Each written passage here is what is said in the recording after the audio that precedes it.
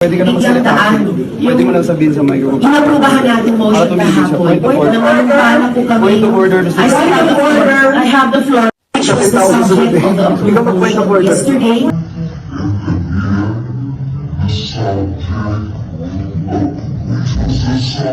Of the approved motion yesterday, which is an offshoot of a question of privilege, which